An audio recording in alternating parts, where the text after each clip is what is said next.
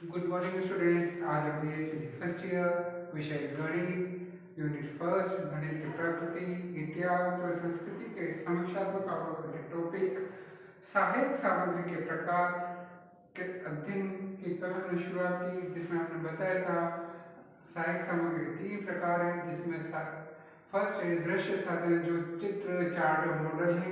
Number 2 श्रव्य साधन जो सुने जाने वाले वो है टेप रिकॉर्डर, रेडियो और ग्रामोफोन। नंबर 3 है दृश्य श्रव्य साधन यानी सुनना भी और देखना, वो साधन टेलीविजन, वीडियो, सिनेमा। इन ये सहायक सामग्री प्रकार है, पर उनमें भी मुख्य रूप से जिन सहायक सामग्री का उपयोग गणित में होता है उसमें नंबर 1 है श्यामपट्ट व चौक, जिसका हमने कल अध्ययन किया था। आज हम वास्तविक वस्तु से शुरुआत करेंगे। श्यामपट्ट व चौक का में यही बताया गया है कि भारत में आदिकाल से लेकर मध्य युग तक ज्ञान सीमित होने के कारण शिक्षण कार्य मौखिक रूप से हुआ करता था, परंतु समय और परिस्थितियों के कारण युग बदलते रहे और शिक्षण प्रक्रिया में भी परिवर्तन आता रहा। उसी का परिणाम यह हुआ कि श्यामपट्ट का चयन कई सौ वर्ष पहले हुआ। प्रारंभ में कई तख्ते जोड़कर उसका आयताकार तख्ता बना लिया जाता और उस पे तख्ता बना लिया जाता और उसे काला करके खड़िया से लिखा जाता था। परंतु वर्तमान में शिक्षक के खड़े होने के कारण खड़े होने वाली दीवार पर सीमेंट में उभरा हुआ बनाया जाता है तथा काले पेंट से रंग कर वह चौक से लिखा जाता था। परंतु अस्थायी प्रयोग के लिए आज श्याम लपेट पलक है, जिन्हें छात्र अध्यापक प्रयोग में लेते हैं। गणित विषय में श्यामपट्ट का अधिक महत्व है। इसके अनुपस्थिति में गणित शिक्षण का कार्य कठिन है। सभी समस्याओं में हल, अंक गणित, बीज गणित और रेखा गणित के श्यामपट्ट पर किए जाते हैं।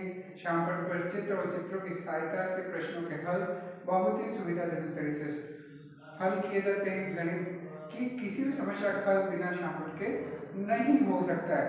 गणित में कभी कभी लंबे हल या सवाल के उत्तर देने पड़ते हैं, इसलिए श्यामपट्ट का प्रयोग बड़े विवेक से करना पड़ता है।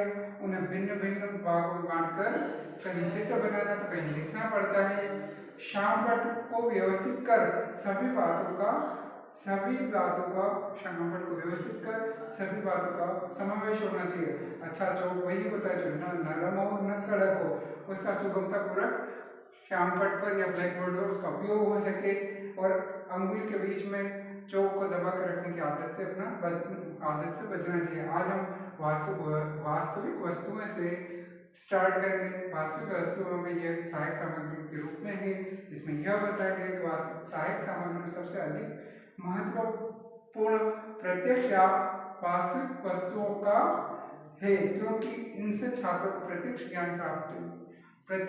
प्राप्त करने का अवसर मिलता है। यह मनोवैज्ञानिक सत्य है जो कि ज्ञान वस्तुओं को प्रत्यक्ष देखकर वह स्वयं करके होता है। यह कक्षा में मौखिक शिक्षण में नहीं हो सकता। वास्तविक वस्तुओं में यह बताया गया है कि सहायक सामग्री में सबसे अधिक महत्व प्रत्यक्ष या वास्तविक वस्तुओं का होता है, क्योंकि इनसे छात्रों को प्रत्यक्ष ज्ञान प्राप्त करने का अवसर मिलता है। यह मनोवैज्ञानिक सत्य है जो ज्ञान वस्तुओं को प्रत्यक्ष देखकर वह स्वयं करके होता है, वो कक्षा में मौखिक शिक्षण से आपको नहीं मिल सकता है।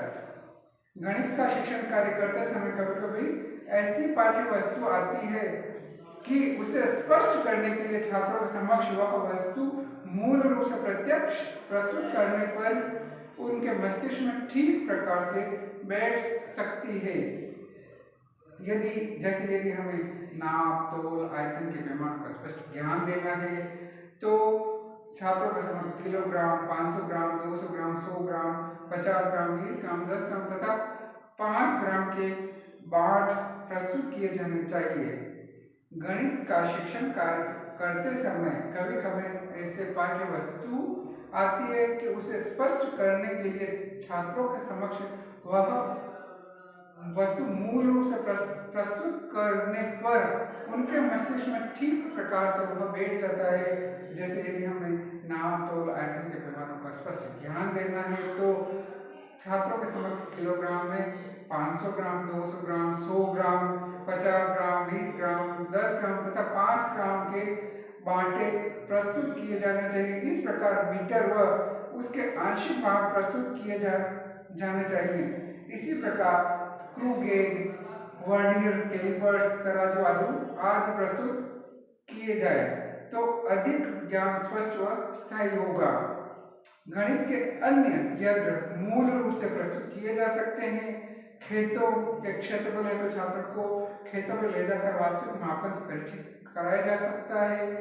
बैंकों, पोस्ट ऑफिस की कार्यवाही को संचालित होने तथा विभिन्न वस्तुओं का ज्ञान कराया जा सकता है। शिक्षक का कर्तव्य छात्र को क्षेत्रफल, कमरों की लंबाई, चौड़ाई, ऊंचाई आदि का ज्ञान कराने के लिए वास्तविक अवस्था में रखकर नभवाकर स्पष्ट ज्ञान कराया जाए जिससे वास्तविकता से परिचित हो सके। वास्तविक वस्तुओं में यह बताया गया है कि सहायक सामग्री में सबसे अधिक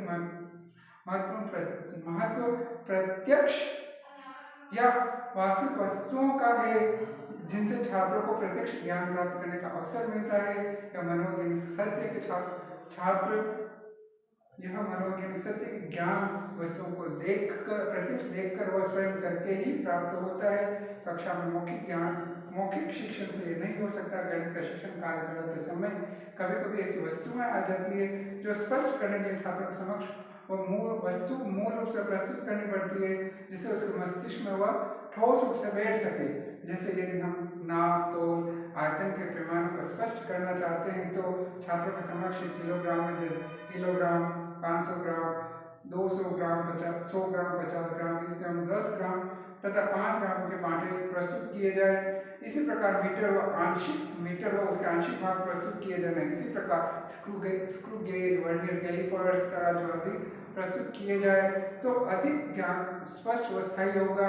गणित के अन्य यंत्र मूल रूप से प्रस्तुत किए जाए। खेतों के क्षेत्रफल है तो छात्रों को खेतों पर ले जाकर वास्तविक मापन से परिचित कराया जा सकता है। बैंकों, पोस्ट ऑफिस की कार्यवाही को संचालित होने तथा विभिन्न वस्तुओं का ज्ञान कराया जा सकता है। शिक्षक का कर्तव्य है छात्रों को क्षेत्रफल, कमरों की लंबाई, चौड़ाई, ऊंचाई आदि का ज्ञान कराने के लिए उन्हें वास्तविक अवस्था में रखकर नभवाकर स्पष्ट ज्ञान कराया जाए जिससे वास्तविकता से छात्र परिचित हो सके। अभी हमने वास्तविक वस्तुओं के द्वारा बताया गया कि हमें छात्रों के समक्ष मूल वस्तुएं ही प्रस्तुत करनी चाहिए जिससे छात्र को उस मूल वस्तु का स्पष्ट ज्ञान अपने दिमाग में बैठ सके। अब हम प्रतिमूर्ति के बारे में अध्ययन करेंगे। प्रतिमूर्ति के द्वारा भी छात्रों को ज्ञान कराना अनिवार्य है। कक्षा शिक्षण कार्य कराते समय वास्तविक वस्तुओं को कक्षा में छात्रों के समक्ष प्रस्तुत करना संभव नहीं हो पाता है क्योंकि या तो वह बहुत आकार में बड़ी होती है या बहुत छोटी। ऐसी परिस्थिति में उन वस्तुओं की प्रतिमूर्ति यानी मॉडल का प्रयोग किया जाना अत्यंत लाभदायक सिद्ध होता है। उनके तथ्यों तथा प्रत्ययों का ज्ञान देने के लिए प्रतिरूप की आवश्यकता पड़ती है, तभी उनका ज्ञान स्पष्ट व स्थायी हो सकता है। प्रतिमूर्ति में यह बताया गया है कि कभी कभी वास्तविक वस्तु को छात्रों के समक्ष प्रस्तुत करने में बड़ी कठिनाई होती है क्योंकि कभी वह वास्तविक वस्तु बड़ी हो सकती है तो कभी छोटी हो सकती है। तो ऐसी परिस्थिति में हमें छात्रों को उस वस्तु का मॉडल या प्रतिमूर्ति के द्वारा ज्ञान कराना लाभदायक सिद्ध होता है तथा तथ्यों एवं प्रत्ययों को ज्ञान देने के लिए वह प्रतिरूप की आवश्यकता पड़ती है, तभी उनका ज्ञान स्पष्ट व स्थायी हो सकता है। जैसे ठोस ज्यामिति के शिक्षण में गोला, शंकु, बेलन, आयतफलकी आदि को मॉडल के रूप में प्रस्तुत किया जा सकता है क्योंकि ये तीन क्षेत्रीय होते हैं। इन्हें केवल मौखिक या कल्पना के माध्यम से नहीं समझाया जा सकता है। अध्यापक को यदि नमूने बने बनाए न मिले तो उन्हें स्वयं बना सकते हैं तथा समझदार छात्रों से बनवाए जा सकते हैं। जो नमूने प्रयोग किए जाएं वे वास्तविक पाठ से संबंधित होने चाहिए। अध्यापक छात्र को उचित दिशा निर्देश देकर अध्यापक छात्र को उचित दिशा निर्देश देकर अच्छे मॉडलों का निर्माण विद्यालय में प्रांगण में मिट्टी, लकड़ी, गत्ता आदि का प्रयोग करके करवा सकता है। जैसे प्रतिमूर्ति में यह बताया गया है कि कक्षा शिक्षण कार्य करते समय वास्तविक वस्तुओं का कक्षा में छात्रों के समक्ष प्रस्तुत करना संभव नहीं होता है, क्योंकि या तो बहुत आकार में बड़ी होती है या बहुत छोटी। ऐसी परिस्थिति में वस्तुओं की प्रतिमूर्ति मॉडल का प्रयोग किया जाना अत्यंत लाभदायक सिद्ध होता है। उनके तथ्यों तथा प्रत्ययों का ज्ञान देने के लिए प्रतिरूप की आवश्यकता पड़ती है तथा तभी उनका ज्ञान स्पष्ट व प्रभावी हो सकता है। जैसे ठोस ज्यामिति के शिक्षण में गोला, शंकु, बेलन, आयतफलकी आदि का मॉडल के रूप में प्रस्तुत किया जा सकता है, क्योंकि ये तीन क्षेत्रीय होती है। इन्हें केवल मौखिक या कल्पना के माध्यम से ही नहीं समझाया जा सकता। अध्यापक को यदि नमूने बने बनाए न मिले तो उन्हें स्वयं बनाए तथा समझदार छात्रों से भी आप बनवा सकते हो। जो नमूना प्रयोग में किए जाए वे वास्तविक पाठ से संबंधित हो। अध्यापक छात्रों को उचित मार्गदर्शन देकर अच्छे मॉडलों का निर्माण विद्यालय प्रांगण में मिट्टी, लकड़ी तथा गत्तों का प्रयोग करके बनवा सकता है। नमस्ते।